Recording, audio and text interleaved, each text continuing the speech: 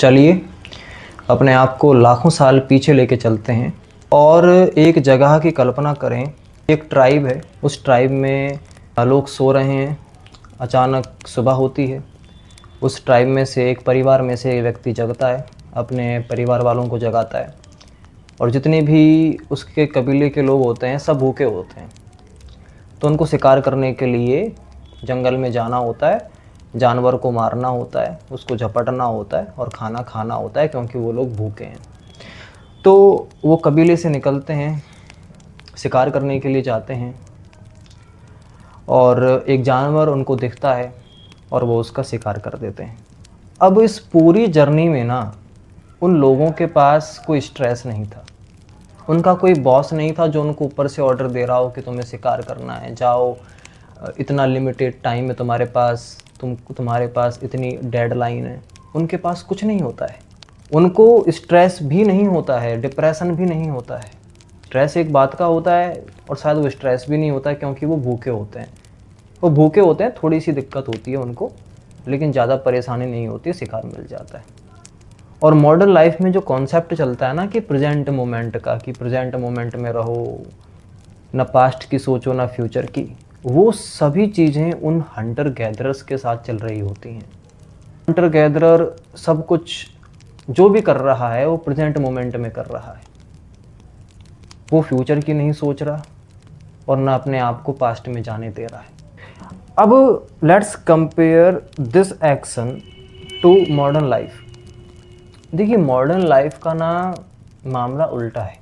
Modern life में जो इंसान है वो शिकार करने के लिए नहीं जाएगा, क्योंकि इंसानों ने एग्रीकल्चर जो आज से 10-12 हज़ार साल पहले हुई थी, जो एग्रीकल्चर रिवॉल्यूशन हुआ था, अब वो शिकार करने के लिए नहीं जाएगा क्योंकि उसके पास खेती है। अब वो पेट को भरने के लिए जॉब ढूंढ रहा है। वो जाता है, शहर में जाता है जॉब ढूंढने के लिए, और वो जॉब जो ढूंढ रहा है ना, वहाँ पे जाके वो जॉब ढूंढ रहा है। बॉस बॉस का भी क्या, जब जॉब उसको मिल जाएगी तो बॉस का प्रेशर आएगा उसके ऊपर, फैमिली का प्रेशर है कि तूने जॉब गेट नहीं करी, अभी तूने 12th पास कर ली, अभी तेरी जॉब नहीं लगी, ग्रेजुएशन कर रहा है, ग्रेजुएशन ख़त्म होना उसके 1 या 2 महीने में तेरी नौकरी लगनी चाहिए, अभी से जॉब के फॉर्म भरना शुरू कर दे। ये सारे प्रेशर मॉडर्न इंसान पे आते हैं। अब एंशियंट जो अर्ली ह्यूमंस थे, एंशियंट ह्यूमंस थे, मैं इस आने वाली वीडियो में जो आदि मानव थे ना, उनको मैं एंशियंट ह्यूमंस कहूँगा, तो आप इसको याद रखना। तो जो एंशियंट ह्यूमंस थे ना, वो मॉडर्न ह्यूमन की तुलना में बहुत कम स्ट्रेस रखते थे। आजकल मॉडर्न इंसान के पास बहुत स्ट्रेस है। अब मैं आपको एक शॉकिंग फैक्ट बताता हूँ। जब कोई मॉडर्न इंसान जॉब के लिए जाता है और जॉब से रिजेक्ट हो जाता है तो उसे बड़ा गुस्सा आता है। गुस्सा इसलिए नहीं आता कि वो जॉब से रिजेक्ट हो चुका है, क्योंकि वो एक फैक्टर नहीं है उसको गुस्सा दिलाने के लिए। बहुत से फैक्टर है ना, आपस में कंबाइन होके हमें गुस्सा दिलाते हैं। जैसे कि पॉल्यूशन होगा, वहाँ पे इतना बड़ा पॉल्यूशन होगा कि वो परेशान हो जाएगा। दिल्ली में जाके देखें आप, बहुत बड़ा पॉल्यूशन होगा। लेकिन एंशियंट ह्यूमन जो होते थे ना, भले ही वो शिकार करने के लिए जाएं, तो आप इसको ये कंपेयर करें कि वो अपने जॉब के लिए जा रहे हैं एंशियंट ह्यूमंस। तो जब वो कोई शिकार करने के लिए जाते थे तो उनका जो सराउंडिंग्स थी ना, इतनी शानदार होती थी, मतलब इतनी अच्छी हरियाली होती थी वहाँ पे, बहुत अच्छी टेरेन्स होती थी, मतलब इतना अच्छी सराउंडिंग थी, इतना अच्छा पीस था वहाँ पे कि शिकार नहीं मिला, कोई कोई कोई दिक्कत की बात नहीं, कोई स्ट्रेस उनको नहीं होता था, कोई गुस्सा उनको नहीं आता था। लेकिन आज हमें गुस्सा आता है, आज हमें स्ट्रेस होता है, आज हमें एनवायरनमेंट को देख के गुस्सा होता है। और ये जो चीज़ें मैं आपको बता रहा हूँ, ये किताब है, तो किताब लिखी गई है, उस किताब का नाम है सिविलाइज टू डेथ, और उसको लिखा है क्रिस्टोफर रेयान ने, जिसके मैंने नोट्स बनाए। और आपको अभी बहुत शॉकिंग फैक्ट्स पता चलेंगे। तो एक चीज़ आप ये जान लें कि एंशियंट ह्यूमन, और जो बुक अभी बात करेगी ना, वो इसी के ऊपर बात करेगी कि ये जो मिथ है ना हमारा, कि एंशियंट जो लोग थे उनकी जो लाइफ थी बहुत ही मिजरेबल थी, बहुत ही दयनीय थी उनकी ज़िंदगी, ये इस मिथ को तोड़ेगी। आप पता लगा पाएंगे कि मॉडर्न इंसान इतना खुश नहीं है। टेक्नोलॉजी का ये मतलब नहीं होता है कि हमारे पास सब कुछ आ गया है, हम हमारी लाइफ इम्प्रूव हो गई है, नहीं। ये जो बुक का राइटर है ना, इसको चैलेंज कर रहा है। वो कह रहा है कि देखो, मतलब आप तरक्की करते हैं, इसका ये मतलब नहीं है कि आपके एक्सपीरियंसेस और ह्यूमन की लाइफ भी तरक्की कर रही है अच्छे मायनों में, नहीं। To more extent it's gradually become miserable. इंसानों की जो ज़िंदगी है वो धीमे धीमे टेक्नोलॉजी खाती जा रही है, क्योंकि हमने ना अपना समय 95% जो हम एंशिएंट ह्यूमंस हैं ना, उन्होंने जंगलों में बिताया है। तो हम तो वहीं पले बड़े हुए हैं। हमारी जो कंडीशनिंग है ना, वो तो जंगलों के हिसाब से हुई है। तो अचानक उस जंगलों में से निकल कर हम इस दुनिया में आ गए। इतनी तेज़ी से कंडीशनिंग हो गई हमारी 500-400 सालों में, और हम तो लाखों लाखों साल पुराने हैं। अफ्रीका से 20 लाख साल पहले माइग्रेशन हुआ था इंसानों का। 20 लाख साल पहले ही ऐसे भटकते थे हम, हंटर गैदरर्स थे, भोजन खोजी थे हम। लेकिन अचानक ये 500-400 सालों में इंसान का इतनी तेज़ी से बदल जाना, नहीं, मान ही नहीं सकते कि इंसान इसमें ढल जाएंगे। इसीलिए ना आपकी ये जो इंस्टिक्ट है ना, यही बार बार आपको कहती है। इसीलिए आप लोग कहते हैं ना कि सिंपल रहो, बहुत अच्छा रहेगा। ये आप लॉजिक से नहीं कह रहे हो, ये आप अपनी इंस्टिक्ट से कह रहे हो।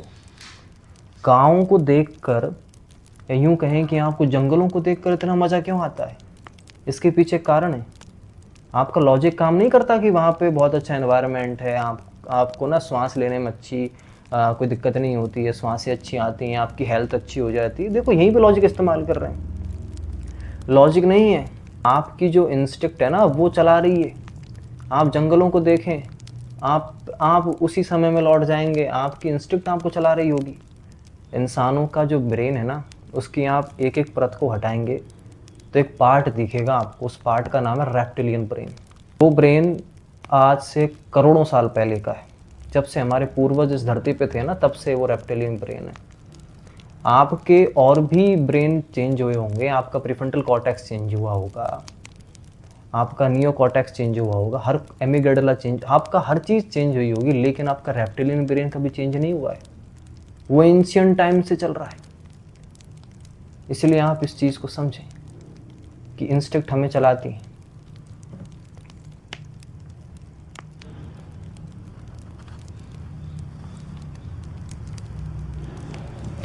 तो पहला शॉकिंग फैक्ट तो आपको ये पता चला है कि इंसानों की लाइफ इतनी भी मिजरेबल नहीं थी जितनी मिजरेबल मॉडर्न लाइफ के इंसान की है। पहला मिथ आपने ये तोड़ दिया। अब चलिए बढ़ते हैं दूसरे मिथ की तरफ। ये जो इंसान है, इंसानों ने जो तरक्की की है ना सिविलाइजेशन के मामले में, सिविलाइजेशन का इतने बड़ी तरक्की कर जाना, हमारे पास इतनी बड़ी सुविधा होना, इतनी टेक्नोलॉजी होना, हाथों में आईफोन लेके घूमना, कि सिविलाइजेशन का मतलब ये नहीं है कि आप तरक्की कर रहे हैं। हो सकता है कि सिविलाइजेशन ने इंसान की ज़िंदगी को कुछ हद तक नुकसान भी पहुंचाया हो। यही बात ये जो बुक का राइटर है इस किताब में कर रहा है, और वो यही बात बताएगा आपको। और सबसे बड़ी बात तो इस बुक का राइटर ना आपका ये मिथ तोड़ेगा कि उनकी लाइफ मिजरेबल होती थी। देखिए, मिसमैच जो प्रॉब्लम हो रही है इस सोसाइटी में, मिसमैच प्रॉब्लम को मैं आपको समझाता हूँ। हम पिछले ज़माने में लौटे हैं तो इंसान ना रोज़ घूमा करते थे, मतलब घूमते रहते थे, तरह तरह की चीज़ें खाया करते थे। आज हम गेहूं की रोटी खाते हैं, सब्जी खाते हैं, कुछ 2-4 सब्जियां गिनाने की, फल फ्रूट भी बहुत वैराइटीज़ के होते हैं, लेकिन हम फल फ्रूट में भी सीमित हो चुके हैं। एंशियंट ह्यूमन था ना, वो इन चीज़ों में सीमित नहीं था। उसको तो पता भी नहीं होता था कि उसने 7 दिन के अंदर कितनी नई नई चीज़ें खा ली हैं। उनका शरीर इतना शानदार था, रोज़ घूमा करते थे। अब इस एक्शन को ना मॉडर्न इंसान की ज़िंदगी से जोड़ के देखें। वो बैठा रहा 4-5 घंटे बैठता है एक ही जगह, कोई मूव नहीं, कोई मूवमेंट्स नहीं, खाना भी खा रहा है, पता नहीं कैसा खाना खा रहा है।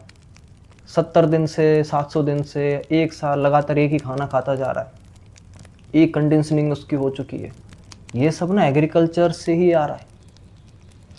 इसलिए ये जो मिसमैच प्रॉब्लम हुई है ना हमारी, क्योंकि देखो हम तो जंगलों से आए हैं, जंगलों से निकल के हम आए हैं, हमको ढलने में अभी टाइम लगेगा। इसीलिए हम कहते हैं ना कि गांव बहुत अच्छे हैं, इसके पीछे यही कारण है। जैसे मैंने आपको पहले बताया, हमारे इंस्टिंक्ट हमको चला रही हैं। अब एक बात को समझें, अब दोबारा उस जॉब का एग्जाम्पल लें आप। देखिए, हमारी कुछ प्रॉब्लम्स हमें गुस्सा नहीं पहुंचाती हैं, बल्कि कुछ हद तक हमें एनवायरनमेंट भी गुस्सा पहुंचाता है। एनवायरनमेंट की जो कंडीशनिंग होती है ना, वो डिपेंड करता है कि हमारा बिहेवियर कैसा होगा। इंडिया में जाके देखें आप, लोग कितने झगड़ालू हैं। क्यों झगड़ालू हैं? क्योंकि इस कुछ हद तक एनवायरनमेंट का भी इसमें रोल है। देखिए, जियोग्राफी का बहुत बड़ा रोल होता है, बहुत बड़ा रोल होता है जियोग्राफी का। मैं आपको एक एग्जांपल देता हूँ।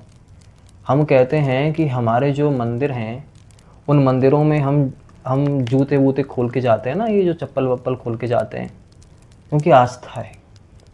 अच्छी बात है, आस्था है।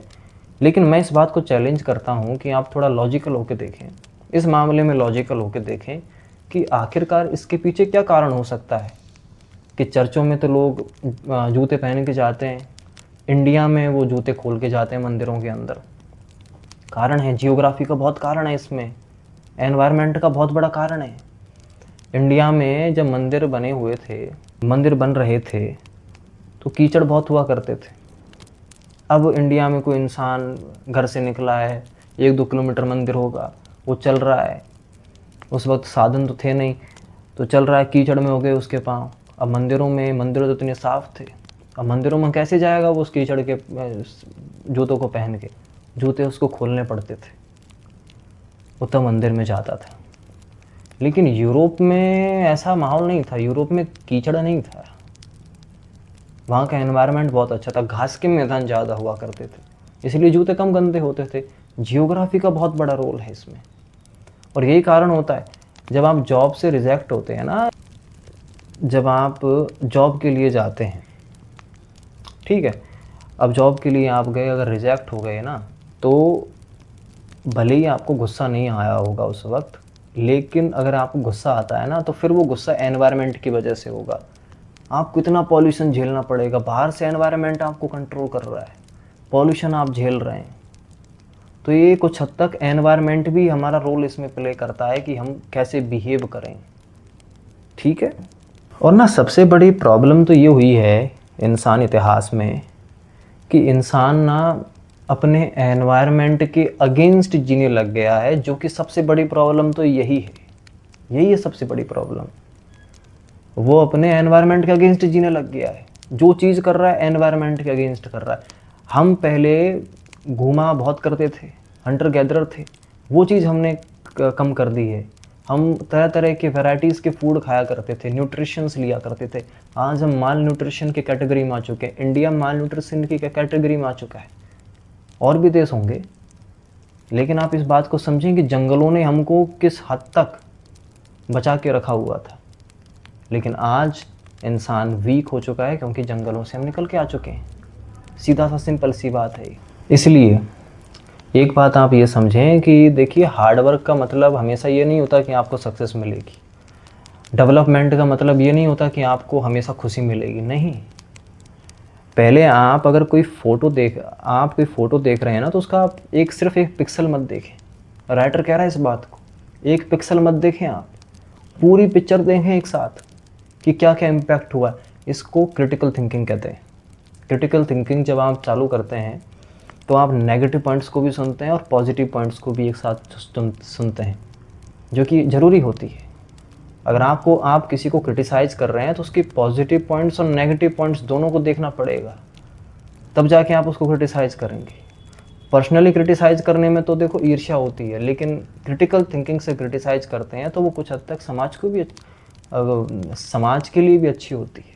और फिर दोबारा एक मिथ और चैलेंज होता है, और वो चैलेंज ये होता है ना कि हम सोचते हैं कि यार, ये जो एंशिएंट लोग थे, ये तो बहुत मिजरेबल हुआ करते थे, इनकी लाइफ तो बहुत बुरी हुआ करती थी, कैसे जीते थे। हम मानते हैं जीते थे, लेकिन आप ये भी तो सोचें ना कि उनकी पॉजिटिव टर्म्स क्या थे। हम मानते हैं कि हमने एज को अतिक्रमण कर लिया है, हम 40 साल से अब 80-90 साल तक जी सकते हैं, और आने वाले समय में क्या पता हम अमर हो जाएं। लेकिन आप ये सुने कि देखो 40 साल एज थी, लेकिन आप ये देखें कि वो 40 साल एज उनके लिए सफिशिएंट थी या नहीं थी। आज तो हमारे पास 80 साल भी सफिशिएंट नहीं होता ना एज। आपने उस लिली के जो पौधा होता है, जो लिली का पौधा होता है, आपने उसका एग्जाम्पल सुना है? वो लिली का पौधा ना एक दिन के लिए खिलता है, छोटा सा पौधा होता है, बहुत सुंदर, एक दिन के लिए खिलता है बस। इतना सुंदर खिलता है ना, कोई देखे तो देखता रह जाए उसको। बड़ का पेड़ देखा है आपने? 300 सालों तक पड़ा हुआ है एक ही जगह पे, जगह को घेरा बैठा हुआ है। उसके नीचे जितने भी पेड़ हैं सब नष्ट हुए जा रहे हैं। वो लिली का पेड़ कम से कम खिला तो है, अच्छे मायनों में लोगों को खुश करने के लिए तो खिला हुआ है ना, लोगों की ज़िंदगी में कुछ अच्छा वैल्यू ऐड करने के लिए, सुंदरता दिखाने के लिए। और ये बरगद का पेड़ दूसरे पेड़ों को भी खा जा रहा है अपनी छाया के अंदर। कहने का मतलब मेरा ये है कि जो अर्ली ह्यूमंस हुआ करते थे, एंशिएंट ह्यूमंस, वो भी कुछ मायनों में, भले ही उनकी लाइफ 40 साल की हो, लेकिन आप ये तो देखें वो 40 साल सफिशिएंट थी या नहीं थी। स्वामी विवेकानंद 39 साल जिए, उनकी लाइफ सफिशिएंट थी या नहीं थी? सफिशिएंट थी उनकी लाइफ। हम कहते हैं कि नहीं कि इनर कॉन्शियसनेस को जानने वाला इंसान, उन्होंने अपनी इनर कॉन्शियसनेस को जान लिया था, तो उसकी लाइफ तो सफिशिएंट थी। एंशिएंट ह्यूमंस इक्वलिटी में जिया करते थे। वहाँ कोई रिच रिच रिच पुअर ये कोई कॉन्सेप्ट नहीं था वहाँ पे। वहाँ सफिशिएंट सोसाइटी थी। सफिशिएंट इस मामले में कि भाई उनको कोई डिज़ायर नहीं थी, डिज़ायर भी जो थी उनकी लिमिटेड डिज़ायर थी, लिमिटेड डिज़ायर थी उनके पास। ज़्यादा कुछ नहीं चाहिए था उन लोगों को, बस एक शिकार चाहिए, कम स्ट्रेस, कम डिप्रेशन, और कोई उनके ऊपर बॉस नहीं और कोई उनके ऊपर कोई सप्रेशन नहीं। बस शिकार करेंगे और बस अपनी लाइफ को जिएंगे। बहुत कम काम करना होता था उनको यार। जंजीस आप सुन रहे हैं मेरी बात को? बहुत कम काम करना होता था उनको। अब क्या सीख सकते हैं इससे, ये तो आप ही जानते हैं, लेकिन एक चीज़ मैं ये कह रहा हूँ कि उनकी तरह ये सीखें आप कि ज़िंदगी को जिया कैसे जाता है, ज़िंदगी के हर पल को जिया कैसे जाता है। आप ये सुने, आप ये देखें उनसे, ये सीखें आप उनसे। रिच का कोई कॉन्सेप्ट नहीं, पुअर का कोई कॉन्सेप्ट नहीं, बस उनकी लाइफ में एक चीज़ है कि हमको बस खाना मिल जाए और हम प्रेजेंट मोमेंट में रहें। और शायद ये भी नहीं सोचते होंगे कि हमको प्रेजेंट मोमेंट में रहना है, वो प्रेजेंट मोमेंट में ही रहते थे। लेकिन दूसरे पर्सपेक्टिव से देखें, जैसे कि मैंने आपसे कहा कि क्रिटिकल थिंकिंग करें, तो वो देखिए डिटेक्टिव मोड में रहते थे। हालांकि ये कॉन्सेप्ट इस किताब में नहीं दिया गया है, लेकिन मैंने जो पढ़ा है वो डिटेक्टिव मोड में रहा करते थे। इसकी बात मैंने अपनी प्रीवियस वीडियो में किया, आप उसको जाकर देख सकते हैं। मतलब उनका जो दिमाग होता, दिमाग क्या, उनका जो बिहेवियर था ना, वो बहुत डिटेक्टिव था। हमेशा ये उम्मीद कर रहा होता था कि कुछ ना कुछ गलत होगा हमारे साथ कुछ ना कुछ होने वाला है, कोई शिकारी, कोई जानवर हम पे अटैक कर देगा। ये दूसरा पर्सपेक्टिव है उनका। लेकिन वो कम से कम हैप्पीनेस को तो चेज़ नहीं करते थे ना, जैसे हम आज करते हैं। अब हैप्पीनेस, पता नहीं कौन सी हैप्पीनेस के लिए हम चेज़ कर रहे हैं, पता नहीं वो कितनी बड़ी हैप्पीनेस है, बुर्ज खलीफा जितनी हैप्पीनेस है। तो उस हैप्पीनेस के बाबत हम क्या कर रहे हैं कि छोटी छोटी जो खुशियाँ आ रही हैं ना हमारी ज़िंदगी में, हम उनको भी नहीं जी पा रहे, हम उनसे दूर हो जा रहे हैं, हम कट गए उनसे। हम स्वर्ग की सोचते हैं, लेकिन सही मायनों में तो भौगोलिक स्वर्ग तो है ही नहीं। स्वर्ग तो यहाँ है, स्वर्ग तो यहाँ जिया जा सकता है, लेकिन नहीं, आज हम रिच पुअर कर रहे हैं। बस वो हो चुके हैं कि प्रोडक्ट्स खरीद रहे हैं, वो प्रोडक्ट्स खरीद रहे हैं जो ये जो अमीर लोग हैं ना, ये जो कितने, क्या बोलते हैं उनको हम, बिजनेसमैन, उन्होंने एक प्रोडक्ट लॉन्च कर दिया, बस उनको एक पहनना है, बस वो हम भाग जाएंगे उनकी तरफ, उसको खरीदने के लिए भाग जाएंगे, आउट ऑफ कंट्रोल हो जाएंगे कि हमें यही चाहिए, यही प्रोडक्ट चाहिए, इसी ब्रांड का चाहिए। ब्रांड में कुछ नहीं हो भले ही, बस ब्रांड है, यानी कि कर दिए लाखों रुपए खर्च। ये सब चीज़ चल रहा है, कंडीशनिंग हो चुकी है, ब्रेन वॉश हो चुका है कि अमीर लोग जो पहनेंगे गरीबों से अच्छा है भाई साहब, अमीर लोग जो जी रहे हैं गरीबों से अच्छी लाइफ जी रहे हैं। क्यों भाई? गरीब अच्छी लाइफ नहीं जी सकते क्या? चैलेंज कर रहा है राइटर इस बात को। तो रिच और पुअर का कॉन्सेप्ट ही नहीं था वहाँ पे। अब आता है एग्रीकल्चर रिवॉल्यूशन, ये सबसे मेन पॉइंट है इसका।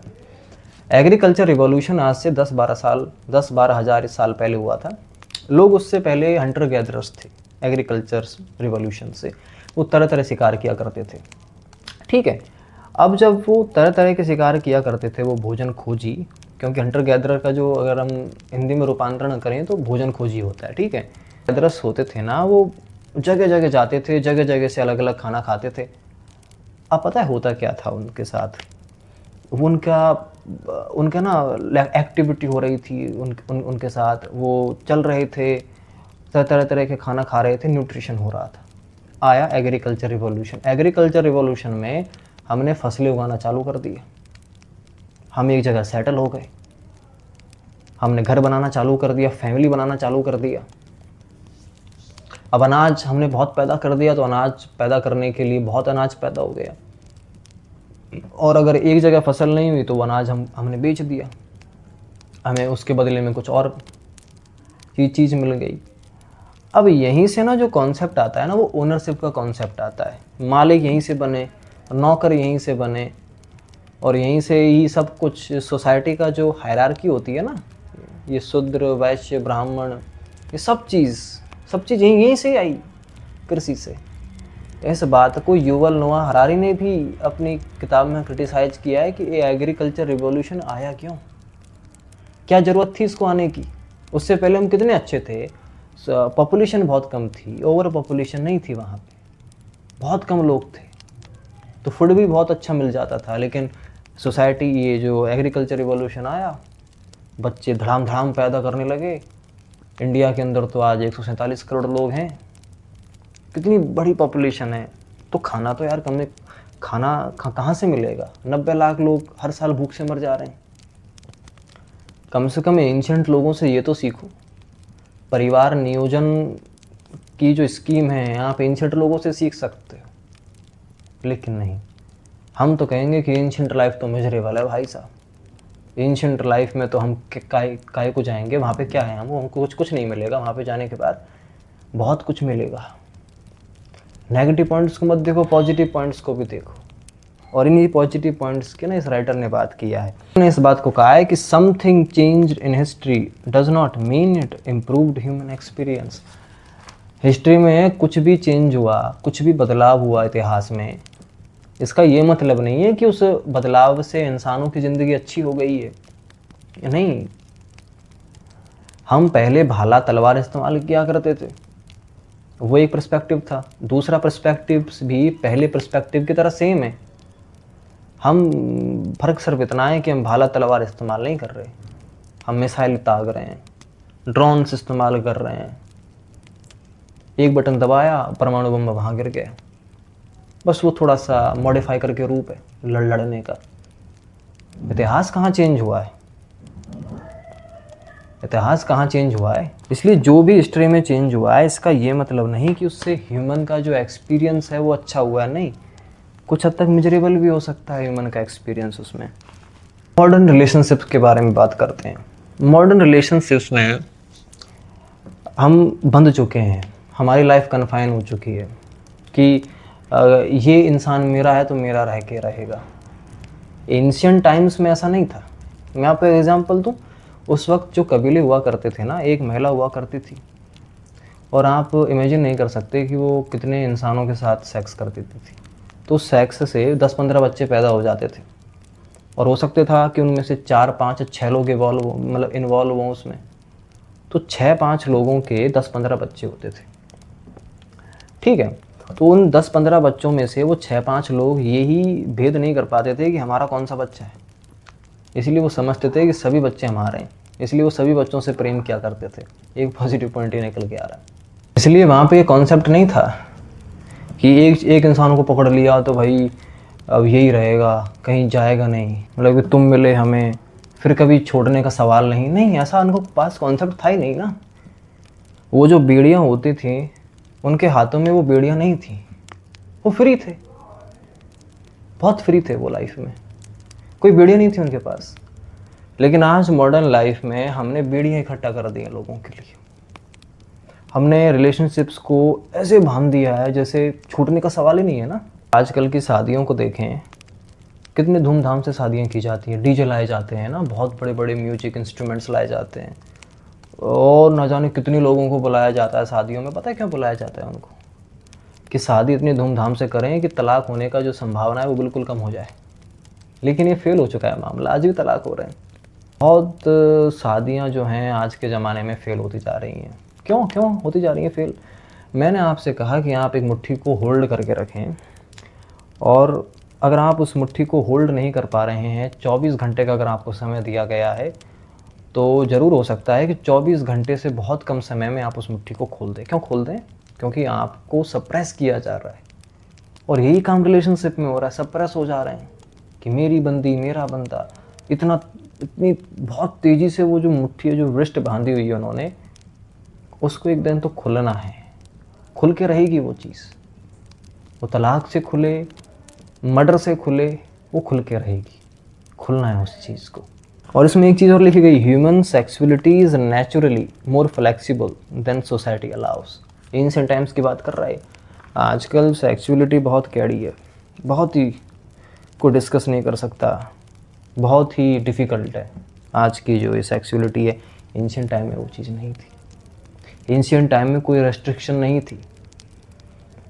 कितनी चीज़ों को हम अप्लाई कर सकते हैं, और कितने पॉइंट्स मैंने आपको गिना दिए हैं, कितनी चीज़ों को हम अप्लाई कर सकते हैं आज मॉडर्न लाइफ में, एंशिएंट टाइम्स को से सीख के। कुछ आप समझ पा रहे हैं इस चीज़ को? एक पॉइंट है कि जब बच्चा पैदा होता है ना, वो कोरे कागज़ की तरह पैदा होता है। अब वो आपकी मर्ज़ी है, आप उस कोरे कागज़ पे कुछ भी लिख दो। तो हम लिख देते हैं कि तुम्हारा ये गोल है, सोसाइटी तुमसे ये कह रही है, सोसाइटी तुमसे ये चाहती है, IITian बनो, JEE क्रैक करो, UPSC क्रैक करो। तो ज़्यादातर जो हमारी इच्छाएं हैं वो हमारी नहीं है, वो इच्छाएं सोसाइटी ने हमारे ऊपर थोपी हैं। सोसाइटी ने हमारे ऊपर उन इच्छाओं को थोपा हुआ है। आप इस बात से रिलेट कर पा रहे हैं ना? इच्छाओं को हमारे ऊपर थोप दिया गया है, वो हमारी इच्छाएं नहीं है। हम तो कोरे कागज़ की तरह पैदा हुए थे। अच्छा गाइडेंस वाला मिलता तो वो अच्छी चीज़ें हमारे ऊपर लिखी होती। सोसाइटी कितनी गंदी है, गंदे बेचारे लिखे गए होंगे हमारे ऊपर, और उन्हीं चीज़ों को हम कहते हैं कि यही सत्य है। गिफ्टेड चाइल्ड बन के रह जाते हैं, गिफ्टेड चाइल्ड, ओबीडियंस चाइल्ड बन के रह जाते हैं कि हम तो अपने माता पिता की बात मानेंगे। अब मैं ये नहीं कह रहा कि इसकी बहुत ज़्यादा पॉसिबिलिटीज़ हैं कि आपके माता पिता आपके बारे में जो सोच रहे होंगे वो अच्छा होगा। हो सकता है कि वो अच्छा सोच रहे हो, लेकिन जो रास्ता वो सोच रहे हैं आपकी ज़िंदगी को अच्छा बनाने के लिए, वो रास्ता भी तो गलत हो सकता है। वो रास्ता भी तो गलत हो सकता है। इसलिए एंशिएंट टाइम में ये नहीं था। एंशिएंट टाइम में लोग फ्री थे भाई। वो चारवाक दर्शन आपने पढ़ा होगा ना, वो उसी दर्शन को फॉलो किया करते थे। उठो बैठो बस मौज करो अपनी ज़िंदगी को, वही सब चीज़ उनके लाइफ में चल रही होती थी। कि अब चलो इस वीडियो के फाइनल पार्ट में पहुंचते हैं, और वो फाइनल पार्ट है अपना, 2 पार्ट्स हैं, बिजीनेस और डिस्ट्रैक्शन। ठीक है, डिस्ट्रैक्शन हमें होता है क्योंकि आज ना हम अपने आप से मिलना नहीं चाहते। जो बेसिक सवाल करते हैं ना कि मैं क्या चाहता हूँ, मुझे मेरी एक्चुअल में जो मेरी फीलिंग्स है वो क्या है, मुझे क्या चाहना है, हम नहीं चाहते इस चीज़ को। मोबाइल की तरफ चले जाते हैं, रील स्क्रॉल कर रहे हैं, टीवी देख रहे हैं, फ़ोन देख रहे हैं, पीसी देख रहे हैं, लैपटॉप देख रहे हैं। क्यों देख रहे हैं? क्योंकि हमें अकेले में बैठना ना पड़े। उन डिस्ट्रैक्टेड लोगों को एक जगह बैठा के देखो आप, और उनसे सवाल पूछो कि आपका जो एम है लाइफ में वो क्या है। घबरा जाएंगे, बता नहीं पाएंगे वो। क्यों? क्योंकि आज तक अपने आप को फेस नहीं किया ना। तो बहुत मतलब हाथ जोड़ देंगे आपसे, भैया हमारे अंदर इतना घुसने की कोशिश मत करो। डिस्ट्रैक्टेड हैं। एंशिएंट टाइम के इंसान ऐसे नहीं होते थे, वो डिस्ट्रैक्ट नहीं थे, वो जीते थे प्रेजेंट मोमेंट में, बहादुरी से जीते थे, डर डर के नहीं जीते थे। ऐसा नहीं था कि अपने से सामने हो गया तो उसको नहीं झेलेंगे, नहीं साहब, जीते थे। मैंने एक पिक्चर देखी है, एकोपलिप्टो नाम से है, if I am pronounce correctly. उस पिक्चर में एक कबीले के बारे में दिखाया गया है कि उस कबीले में लोग कैसे थे। तो जितना मैंने उस पिक्चर में देखा था, तो एक कबीला था उसमें, एक कबीला नहीं था, बल्कि उस कबीले में बहुत से घर थे, झोंपड़ियाँ, झुग्गी झोंपड़ियाँ थी। तो उन झुग्गी झोंपड़ियों में जितने लोग थे ना, वो सोशली इंटरकनेक्टेड थे, यानी कि एक परिवार की तरह थे, भले ही उनके घर अलग हों, हंसी मजाक किया करते थे। लेकिन दूसरे कबीले जो बहुत दूर था उनसे उनसे दुश्मनी हो सकती थी, लेकिन एक ही सोसाइटी में तो डिस्क्रिमिनेशन, भेदभाव नहीं था ना। एक ही सोसाइटी बहुत अच्छी थी उनकी, बहुत अच्छी थी। लेकिन आज तो घर में ही पता नहीं क्या क्या हो रहा है। आप सोसाइटी छोड़ो, एक कबीले ही छोड़ो, घर में ही पता नहीं क्या क्या हो जा रहा है। घर में लोग एक दूसरे की बात नहीं सुनते हैं, ऐसी निगाहों से देखते हैं कि पता नहीं कब कत्ल कर देंगे, क्या कर देंगे। तो एंशिएंट लाइफ तो बहुत अच्छी थी भैया, बहुत अच्छी थी। एजुकेशन सिस्टम के ऊपर बात करते हैं, फाइनल पार्ट है इसका। एजुकेशन सिस्टम में compete करो भाई साहब, ये एग्ज़ाम है, इस एग्ज़ाम को क्लियर करो, नहीं तो तुम्हारी ज़िंदगी सही नहीं गुजरेगी। और ये तुम्हारे पास इतना लिमिटेड टाइम है। अभी बेटा तुम्हारी ग्रेजुएशन हो गई क्या? अरे ग्रेजुएशन हो गई तो नौकरी क्यों नहीं लगे? अरे टाइम तो दो सीखने के लिए यार, अभी 20 साल के हैं, लाइफ इतनी बड़ी है। नहीं, जॉब चाहिए। क्यों चाहिए? क्योंकि सोसाइटी का फेम मिल जाए, शादी कर लें। मेन बात तो शादी की, शादी कर लेंगे और समाज हमको देखने के लिए आएगा, ओ वाह भाई वाह, क्या वाहवाही मच जाएगी। 1-2 दिन की वाहवाही मचेगी, फिर कुछ नहीं होगा। एजुकेशन सिस्टम को बहुत क्रिटिसाइज़ किया हुआ है। इसमें लिखा हुआ है कि भाई आपने ये जो क्या बोलते हैं इसको ना, एजुकेशन सिस्टम ने तो भाई बहुत ही गड़बड़ कर दी हुई है। मतलब कंपटीशन करवा रहे हैं, बहुत बड़ा कंपटीशन करवा रहे हैं एजुकेशन सिस्टम हमसे। ये कह रहे हैं कि ये जॉब पकड़ो, ये जॉब पकड़ो, तरह तरह के कोचिंग सेंटर्स खोल दिए गए हैं। लेकिन कोई ये नहीं पूछता कि तुम्हारी क्यूरियोसिटी क्या है। कोई ये आके तुमसे नहीं पूछेगा कि भाई तुम क्या करना चाहते हो। अगर तुम इस आर्ट में अच्छे हो तो इस आर्ट को फॉलो करो ना। ड्राइंग करते हो, इसको फॉलो करो। कैमरा फोटोग्राफी करते हो, इसको फॉलो करो। और जो भी तुम्हारा जो भी पैशन है उसको फॉलो करो। सोसाइटी नहीं पूछेगी इसको, उसको पैसे कमाने से मतलब है। अब मैं आपको एक चीज़ बताता हूँ, जितने भी कोचिंग सेंटर्स हैं इंडिया के अंदर, आप ये ना इंडियन इकोनॉमी को कहीं ना कहीं तक बहुत नुकसान पहुँचा रहे हैं। ये पार्ट ये बुक में नहीं है, लेकिन मैं अपने आप से बता रहा हूँ, ये बहुत हद तक नुकसान पहुँचा रहे हैं। आप एक सोसाइटी को इमेजिन करें, आप एक गाँव को इमेजिन करें, तब जाके आप इसे रिलेट कर पाएंगे। उस गांव में एक दूध देने वाला है, उस गांव में एक लकड़हारा है, उस गांव में एक डाकू है, उस गांव में एक राजा है और सैनिक हैं और नौकर हैं और सब कुछ जो भी अपना पैशन करते हैं ना, जो भी है। अब होता क्या है कि एक स्कीम आती है उस गांव में, एक राजा लॉन्च करता है कि देखो जो भी दूध बेचने वाला बनेगा ना, उसको महीने के 2-2 लाख रुपए मिलेंगे। अब तुम्हारे लिए ये परीक्षा है, इसको पास करो। तो दूध बेचने वाला ठीक था, वहाँ लकड़हारा भी दूध बेचने वाले की लाइन में आ गया। वहाँ लकड़ियाँ पड़ी रह गई। गाड़ी बनाने वाला हुआ या फिर बोट चलाने वाला हुआ, जितने भी लोग थे ना, वो सब उस दूध इस वाले स्कीम में आ गए। वहाँ पे नाव पड़ी रह गई, नाव में कोई नहीं है। दूसरी जगह और भी फील्ड्स में सब लोग गायब हो चुके हैं, सब दूध जो बेचने की स्कीम थी ना वहाँ पे आ चुके हैं, एग्ज़ाम फाइट कर रहे हैं उसके लिए। अब इतनी बड़ी कोचिंग सेंटर्स हैं, आप इस बात को समझें कि इस इंडिया के अंदर इतने बड़े कोचिंग सेंटर्स हैं, इतने स्टूडेंट्स हैं, और ये चीज़ फिक्स है कि आने वाले जो एग्ज़ाम होगी ना, इन 10-5 लाख लोगों में से सिर्फ 2-3 हज़ार नौकरी लगेंगे। इस बात को कोई नहीं कह रहा है कि भाई ये बाकी के लोग कहाँ जाएंगे, लाखों में बचे रहेंगे जो। चाहे हर कोई हर तरीके से पढ़ाई कर ले, बहुत अच्छी तरीके से पढ़ाई कर ले, एक नंबर ना कटे उसका, लेकिन तब भी 2-3 हज़ारों की सीट क्लियर होगी। इस बात को कोई नहीं कहता। सबको पैसे बनाने से मतलब है ना। कोचिंग सेंटर से नहीं कहेंगे आपसे, इकोनॉमी तो डूब रही है, वो डूब रही है, वो पैसा बनाने में छापे हुए, अपना काम बनता, भाड़ में जाए जनता। ये फिलॉसफी उनकी है। ये जो चीज़ अभी मैंने इस बुक के बारे में डिस्कस किया है, फुल कि आप इस किताब की जो एक्सप्लेनेशन को अच्छे तरीके से समझ पाए होंगे। मैंने कुछ हद तक अपनी एक्सप्लेनेशन इस्तेमाल की है, और जो भी मटेरियल है वो इस बुक के राइटर का है इसमें। तो आप ऐसी कंटेंट को देखते रहें और मैं ऐसी कंटेंट आपके लिए लाता रहूँगा। मेरा जो मेन काम है ना, वो जेनजीज को वेकफुल करना है। जग जाओ बस, ये काम है मेरा। अब इस किताब के एक्सप्लेनेशन से जो भी आपने टीचिंग्स ली होंगी, उस टीचिंग्स को ना अपनी लाइफ में इम्प्लीमेंट करना शुरू करें। अब जो भी मैंने प्रीवियस वीडियो में जो किताबें डिस्कस की हैं, वो भी आप देख लें, क्योंकि वो बहुत ज़रूरी है, मैं समझता हूँ, इसीलिए मैंने उनको पिक किया है। तब तक के लिए अपना ख्याल रखें। जय हिंद।